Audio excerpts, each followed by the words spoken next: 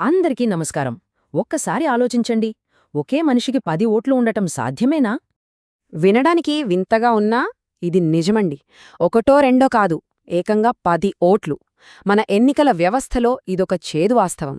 అంతేకాదండోయే, చనిపోయిన వాళ్ల పేర్లతో కూడా ఓట్లు పడుతున్నాయంటే నమ్ముతారా? ఇవేమీ కల్పిత కథలు కావు, మన దేశంలో జరుగుతున్న ఎన్నికల వాస్తవాలు. సరే, ఇప్పుడు ఈ దొంగ ఓట్లన్నింటినీ ఏరివేయటానికి మన ఎన్నికల సంఘం ఒక పెద్ద అడుగే వేసింది. దాని పేరే SIR. అయితే ఇక్కడే ఒక పెద్ద ప్రశ్న మొదలైంది. ఇది నిజంగా ప్రజాస్వామ్యాన్ని కాపాడే సంస్కరణ, లేక దీని వెనుక ఏదైనా రాజకీయ కుట్ర ఉందా? ఈ విశ్లేషణలో మనం దీన్నే లోతుగా పరిశీలించబోతున్నాం.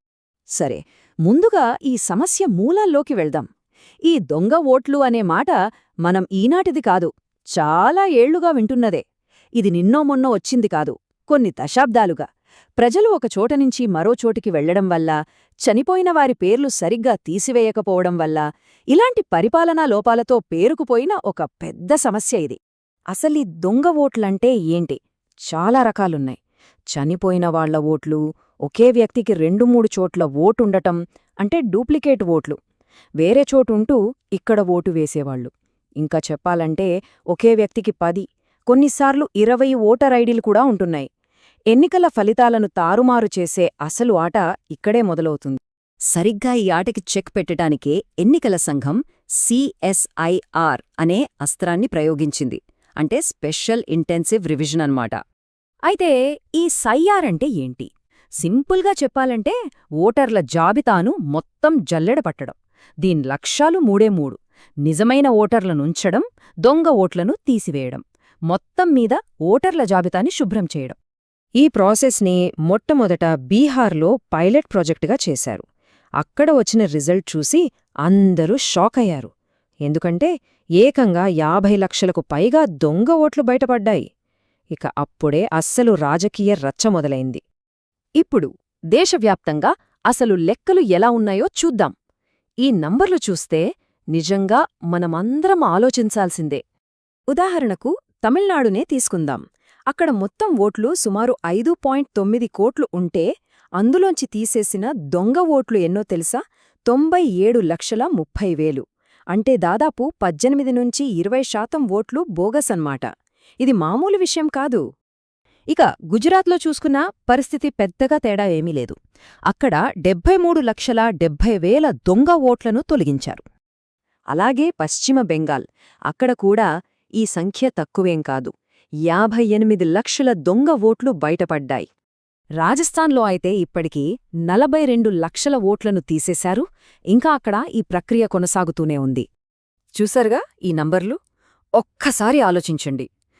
తమిళనాడు, గుజరాత్, పశ్చిమ బెంగాల్, కేవలం ఈ 3 రాష్ట్రాల్లోనే కోట్ల సంఖ్యలో దొంగ ఓట్లు ఉన్నాయంటే ఈ సమస్య ఎంత లోతుగా పాతుకుపోయిందో మనకర్థమవుతుంది.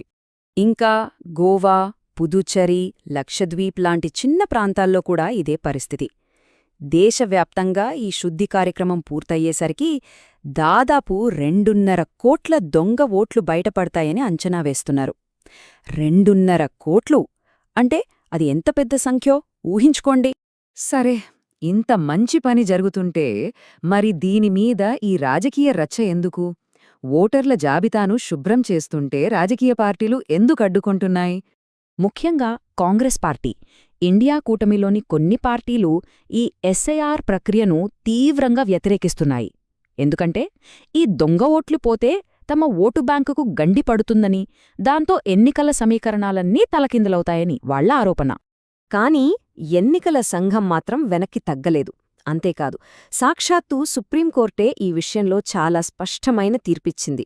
SIR ప్రక్రియ ఖచ్చితంగా కొనసాగాల్సిందే అని ఆదేశాలు జారీ చేసింది. అందుకే మనం ఈ మొత్తం వ్యవహారాన్ని సరైన కోణంలో చూడాలి. ఇది ఓటర్లను ఏరివేసే కార్యక్రమం కాదు, మన ఎన్నికల వ్యవస్థను ప్రక్షాళన చేసే ఒక మంచి ప్రయత్నం. ఇక్కడ మనం స్పష్టంగా అర్థం చేసుకోవాల్సిందేంటంటే, ఇది ఓటర్లను తొలగించడం కాదు, దొంగ ఓట్లను తొలగించడం. ఇది ప్రజాస్వామ్యానికి ముప్పు కాదు, ప్రజాస్వామ్యాన్ని శుద్ధి చేయడం. కాబట్టి నిజమైన అర్హత ఉన్న ఓటరు దీని గురించి కంగారు పడాల్సిన పనేలేదు. భయపడాల్సింది దొంగ ఓటు. ఆ ఓటును సృష్టించిన వాళ్లే. ఇప్పటివరకు ఈ ప్రక్రియ ఆంధ్రప్రదేశ్, తెలంగాణ లాంటి రాష్ట్రాలకు ఇంకా పూర్తి స్థాయిలో రాలేదు. ఒకవేళ ఇక్కడికొస్తే మన రాష్ట్రాల్లో ఎన్ని దొంగ ఓట్లు బయటపడతాయో, దానివల్ల ఎవరు ఎంత లాభపడ్డారో, ఎవరు నష్టపోయారో అనే నిజాలు వెలుగులోకి రావచ్చు. చూద్దాం, ఈ ప్రక్రియ మన రాష్ట్రాలకొచ్చినప్పుడు మన ఎన్నికల గురించి ఎలాంటి నిజాలు బయటపడతాయో.